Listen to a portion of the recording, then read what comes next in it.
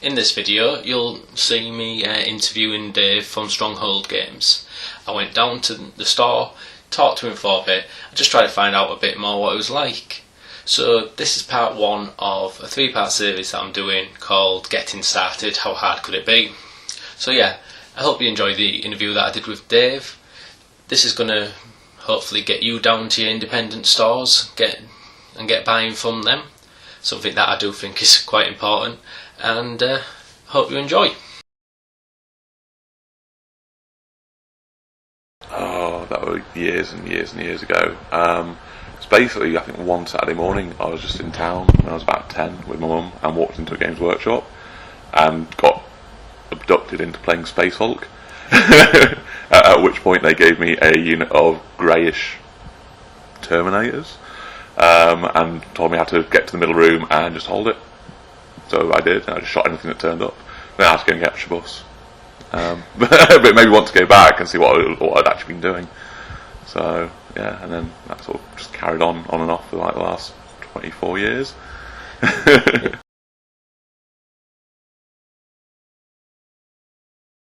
Yeah, that One Quest, Space Crusade, all used to be the games that people get them at Woolworths, things like that, because they're all MB games as well. So people used to go and get them and then figure out it came from Games Workshop and go there and get different models to add to it and get an army and a book and just get dragged into it. But it's good.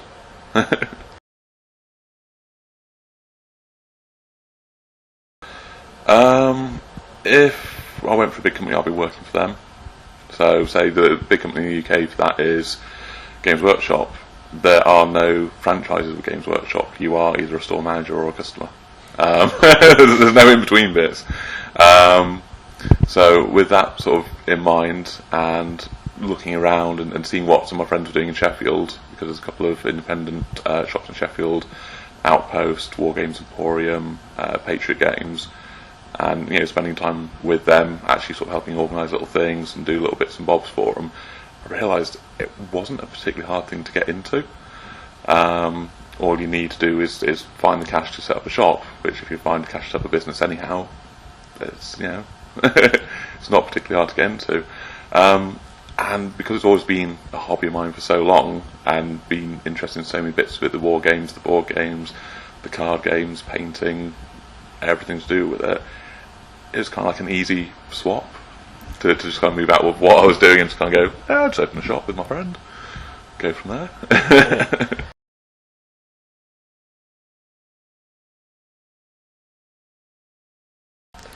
I'd ask them what they've played before, whether it's board games, card games, anything with miniatures in it, what they're actually interested into as well. So if they are big into, I don't know, zombies, then you're looking at Zombicide. If they're coming in and they like future tech, then you're looking at stuff like Infinity or 40k with Games Workshop. I think I'll always tell them that a good place to start is actually looking on YouTube. Look on YouTube, figure out the sort of games that you might like, the sort of setting you might like, and watch a game we play through on YouTube. Watch how you build an army on YouTube before you put the money into it. Simply because it can be a big investment over time and money, but to get the sort of right idea that that's what you want to do, it's worth checking it out first.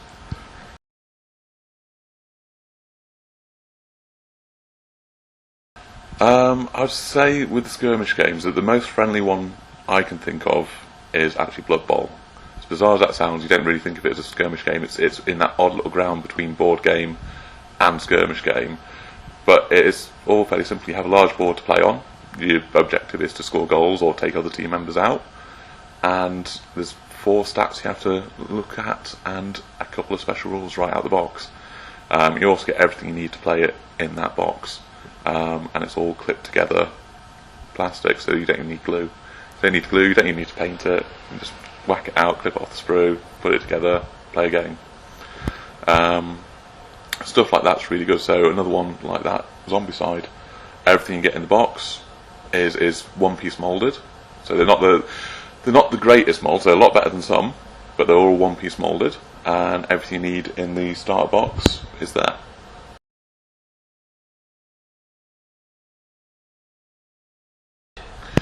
As a complete noob, I would say probably avoid Infinity. Part of the reason for that is the models are really, really, really detailed, but they're metal, so they're really hard to actually stick together unless you know what you're doing.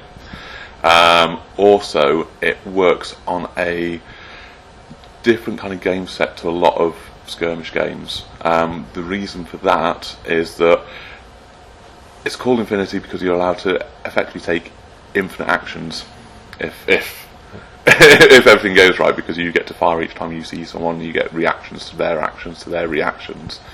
So as a starter game, while it looks very pretty, I'd leave it alone until you've got a bit more into the wargaming side of things.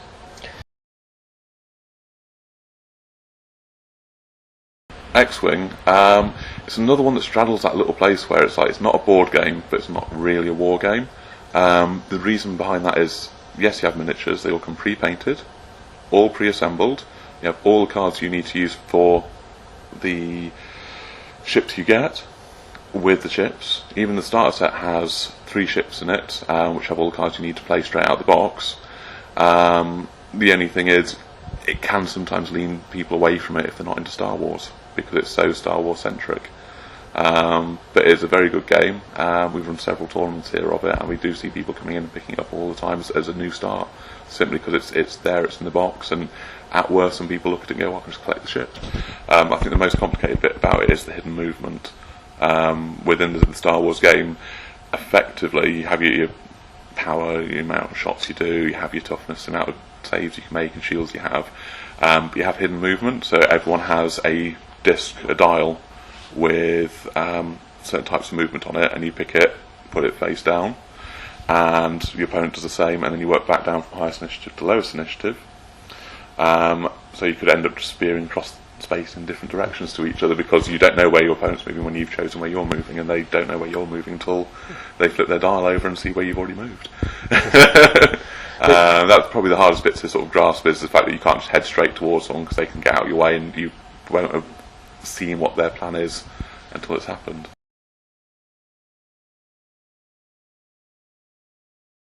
Coming to an independent is just the variety that you'll find.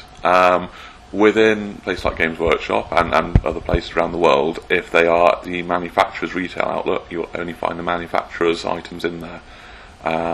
Whereas if you go to an independent, you get a whole range of things. So for instance, at Stronghold Games, we have Games Workshop, we have Zombicide, we have Infinity, we have Malifaux, we have X-Wing, we have board games, card games, dice games, we have posters, we have a little bit of everything, all to make sure that, you know, if someone comes in, there hopefully will be something there that will attract them and you know, make them want to come back again. I think the one thing that the independent stores do have, which is both sort of good and bad, is because the amount of different companies out there, we can stock a lot of different stuff, but obviously we do also miss some stuff because we're so busy looking at everything else that you can't see the wood for the trees. So there are points where people come in and they're asking for something that's quite popular, but we haven't got it simply because we've gone down a different path. It happens pretty much anywhere you go into somewhere and they won't have something you'd expect them to have. The best thing to do really is just talk to your independent stockists, see if they can order it in, how long it would be, and, you know, more than that, often they'll be happy to help you.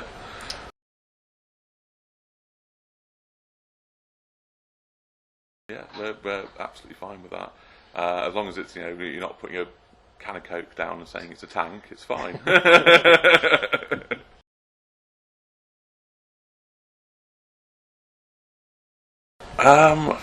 It all depends on how much space they have.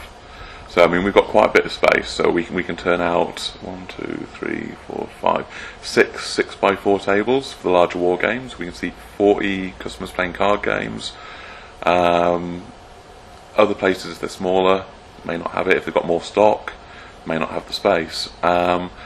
It's down to each individual store owner, effectively. But again, that's the nice thing about being independent, is you can decide what you're doing. It's effectively your hours.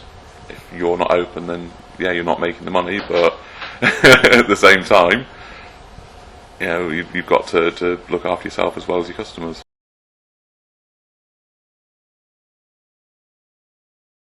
we've tried to make good ties with the local gaming community around here. So within Hull there's a couple of games clubs. We've got good ties with one of them called the Hull's Angels. Yes. So yeah, within Hull there's a couple of games clubs, and we've got good ties with one of them called Hull's Angels. There's a couple others just over the river as well, like the Lost Legion, and a bit further afield there's Yorkshire Renegades, which we've spoken to all of them. They've all sort of been in here at different points in time. And we will, depending on what people say, and if they want a demo of something, because most of the time there's only either me, myself, or my business partner here, we can't always do demos, but we'll try and point them in the direction of a club that's near to them that we're aware of. With the majority of people being in Hull, it would be towards the Hull's Angels. People have come over from Grimsby, we point them towards Lost Legion, and from further afield towards York, we point them towards the Yorkshire Renegades. At the end of the day, one nice thing about being an independent retailer is you can help build the community, whether it's in your shop or outside of the shop. It's actually getting people to find other people who want to play the games, and then hopefully play them nicely.